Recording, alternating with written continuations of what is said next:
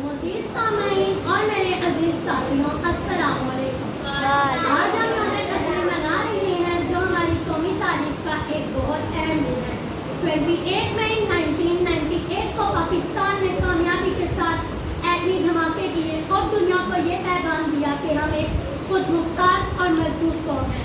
यौम तकदीर सिर्फ एक दिन नहीं, ये हमारी कौम की इज्जत, अज़मत और कुर्बानियों की अलामत है।